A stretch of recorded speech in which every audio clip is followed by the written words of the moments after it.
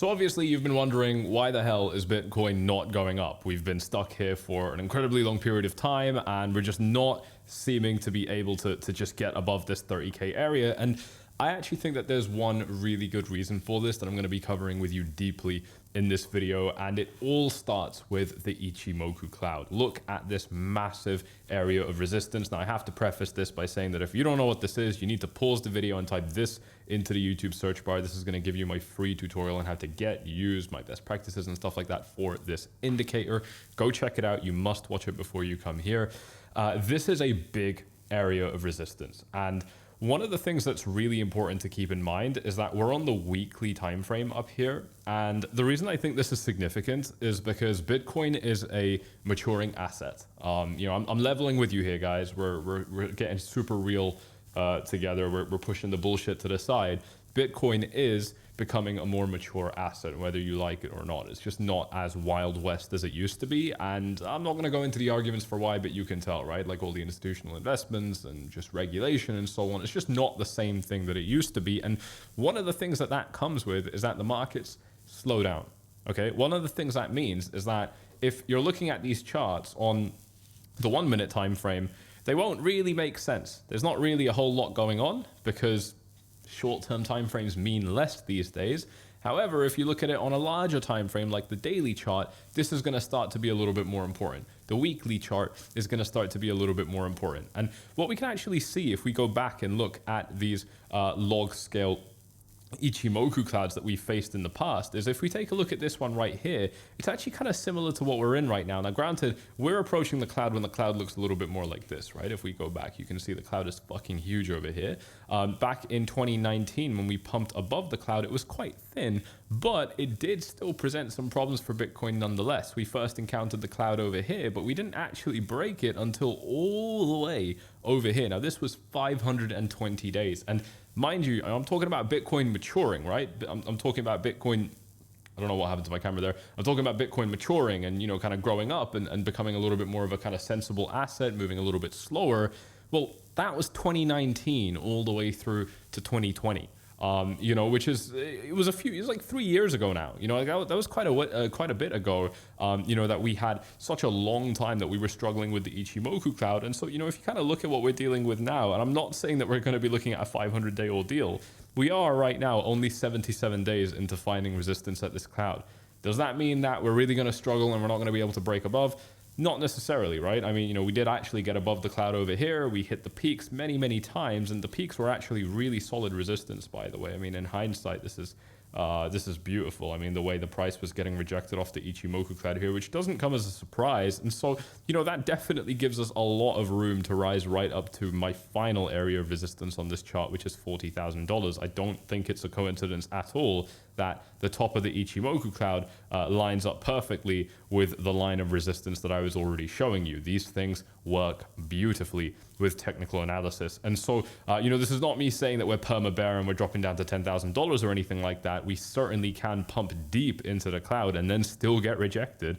But what I am pointing out to you guys is that this was a significant hurdle for Bitcoin back in the last cycle. And you can see how, ultimately, we're kind of up against the same battle. It's just that now things are worse for us. Okay. And the reason things are worse for us now is because the market is more mature. The market just moves a little bit slower. Now, again, this stuff doesn't have to be a bad thing. There is still an amazing amount of opportunities in these markets that are still super, super tradable. I mean, the fact that Bitcoin is down at the support level, it's a scary one, but it is, support is where you buy typically, right? So that's, these are the kind of things that, they're scary trades to take in the moment. It's scary to think, Bitcoin's down here, we can't break up, we're struggling, whatever. It's looking like a risky long. And I think it is a risky long. I don't, it's not the kind of long that I would want to take, but it is, we're still ranging. If you just went through this with, a very typical, very healthy, standardized trader's approach, well, then you already knew that $30,000 was resistance, right? I mean, we knew this was a resistance level from all of this. So this isn't new information for us. You already knew that this would be resistance as well because it's the same thing. And of course, you already knew that 25K would be support because it was resistance before, right? So all of these levels that we're interacting with, we already interacted with before. And so if you're if you're a real trader, if you're not a fucking degenerate gambler that's aping into fucking altcoins and stuff like that, but you're actually taking your capital seriously, then, you're probably going to be more interested in the super, calm, sensible trades. You short the resistance, you long the support, the easy stuff, the low-hanging fruit. This is where you actually make most of the money anyway, and you can see how beautifully this would have worked out anyway. From the low to the high, that's a 26% move. You just slap on 5x leverage, even 4x leverage, and you've doubled your money, which is absolutely fantastic. Of course, the best places to trade these markets are always, for me, it's always Bybit, linked in the description down below. But BingX is a great offer as well because it's no KYC, so great for privacy-minded people, and you have access to traditional finance. You can trade Tesla, Apple, Amazon, whatever.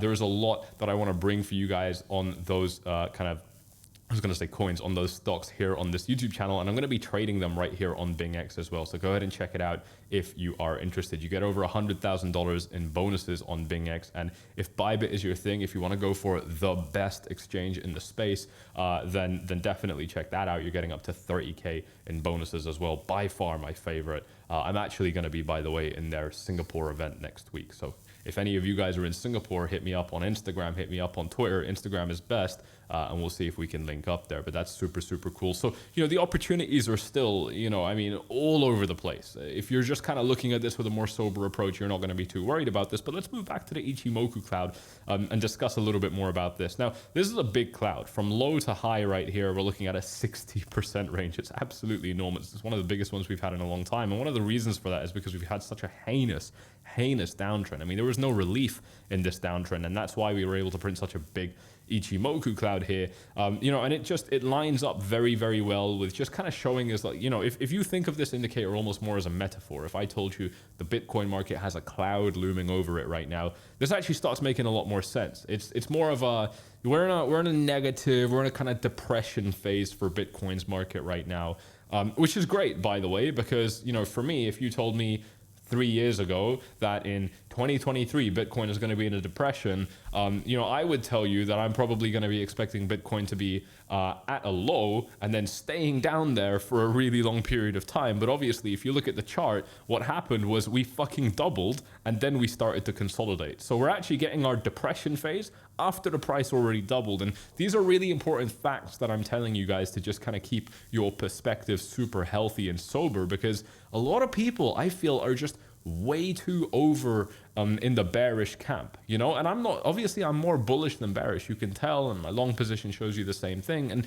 one of the key reasons for that is I can't flip my bias from bullish to bearish if the trend hasn't changed. Like, here's what has changed. I'll tell you what's changed. What's changed is the opinions of every fucking idiot trader in this space, of every emotional gambler in this space. That's what's changed, and it changes very regularly. But what hasn't changed is that we've bounced off, it was a bit of a weird support level, but we bounced off the 15K area, we doubled from there, and now we're holding support, which is still a whole 65% above the low that we set.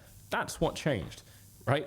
And that's what I'm going to be paying attention to, because emotions and traders being stupid and stuff like that, that's good. That's good for us because it's fresh blood. We can make money off it. But the markets and the numbers are actually telling us what's really going on. And what's really going on is that we doubled, and now we're consolidating because we're in a bear market, we're in a depression phase, and things take time. So let's go look at some of the other Ichimoku examples right here. This is the other big one from back in 2015 bleeding on into 2016. And again, it's the same deal over here. We first encountered the cloud over here, and we only broke out above it over here. That was a 350-day kind of range, basically, that Bitcoin wasn't able to get above the Ichimoku cloud. But here's what happened afterwards, is that Bitcoin went up from there all the way from this point of breakout up by 3,000%, right? That was very, very impressive. The next time, obviously, it was a lot smaller. The move was a lot smaller, but still, from the breakout point to the high that Bitcoin set, that's a 500% move to the upside. If you put your money in over here, you would have netted a 6 times return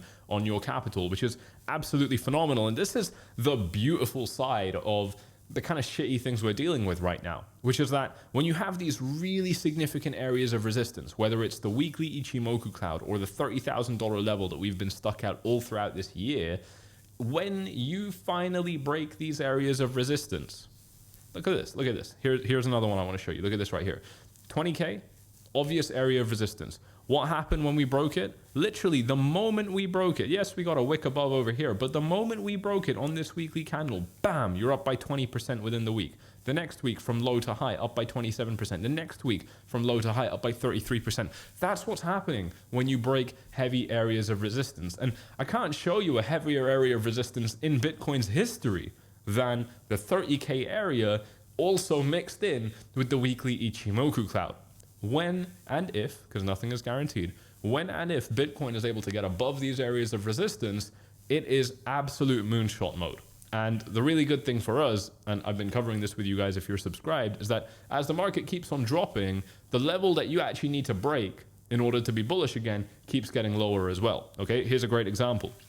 When the market was dropping down to here, the level that we had to recover to be bullish was up here because that was the previous high. When the market dropped down to here, the level we had to recover was here. And then when we dropped down to here, the level we had to recover was here. And note, by the way, we didn't actually break this level yet. If you look at where this line is, we didn't quite get above that high. So this is all to say that now, in order to be mega bullish, forget the Ichimoku cloud for now, in order to be mega bullish, all we have to do is get above this green box. Whereas previously, we would have to get above over here, which is $52,000. So these things actually get easier for us with time as well. I'm telling you guys this to give you some perspective. Realistically, what does this mean right now? Yeah, we're still stuck in a bit of a shit range. But if you stop paying attention to this kind of thing now and you check out, you tune out and stuff like that, there are going to be those real ones that are still studying the market right now that will be ready and well positioned and well adjusted mentally to continue to trade when that volatility, when that bullish energy comes back, if it does, of course, and you won't be one of them. And that costs a lot of money. The thing about trading is that, it's nothing, and then everything at once. And if you're not ready for the everything at once, and most people aren't, then you're not going to be able to reap those rewards. For now, we're not seeing any signs of relief. I mean, it's a pretty pessimistic picture here. The Ichimoku cloud isn't closing. It will start to close if we hold this area for a little bit longer. I think we're already starting to see a little bit of that action coming into close.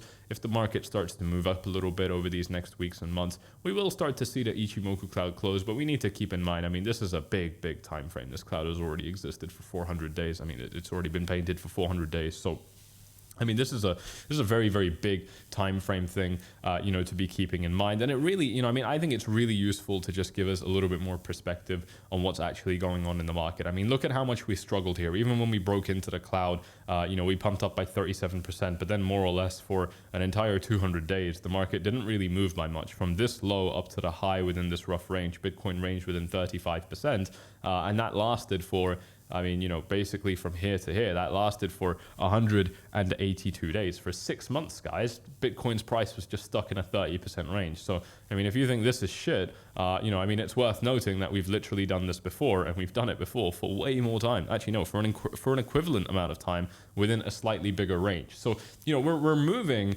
in ways that we've kind of done before. And I think that, to me, that's useful. That gives me a little bit of optimism. That gives me a little bit of relief to show me, when everyone's saying that this is the worst bear market and this is Bitcoin's, this is really when Bitcoin's going to die and so on and so forth. Again, I'm a realist. I like to look at the numbers. I want to level with you guys and just talk to you like we're all, educated adults here. What I'm seeing as far as the numbers go is that nothing here is particularly out of character. Bitcoin's not really doing anything that is heinous or horrible in a way that it's never done before. And, if you're here, you understand that Bitcoin's, a good asset. It might be here to stay. It might even be here to usurp the dollar or whatever the case may be. But bottom line, you have some level of belief in it. And, that's useful to know then that your belief is also backed up by these raw numbers, by these raw figures, by the raw price action that shows us yeah, we're in a Bitcoin depression right here, but we're not depressed down here. We're depressed after the price doubled. It's just healthy perspective, guys. I think it's really important to keep in mind. For now, there's nothing I can tell you about the short-term time frame. I think if we do look at this weekly chart, the best thing I can say right now is that this downtrend has slowed down.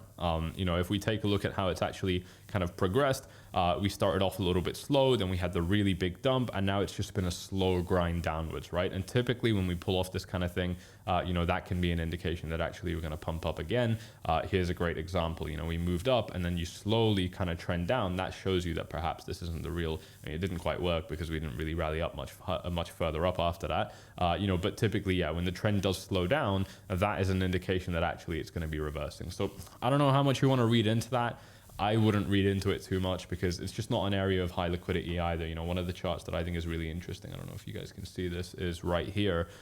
This is XO charts for Bitcoin. You don't need to worry about like the confusing nature of this, but what this is showing is, if I just move this over here, is that this is the open interest, right? And you can see that for Bitcoin from $30,000 with the big crash and now the sideways that we're in right now, the open interest for Bitcoin has dropped down to abysmally low levels. I mean, just absolutely horrifically low levels on the open interest right here. Let's go for a larger time frame here because there's something else that I want to show you relating closely to this. This is not something that I typically talk about, obviously, on this YouTube channel. It's actually just quite difficult to understand for people who are new. But what this open interest chart is showing is, and I want to give you some perspective here so we don't get too confusing.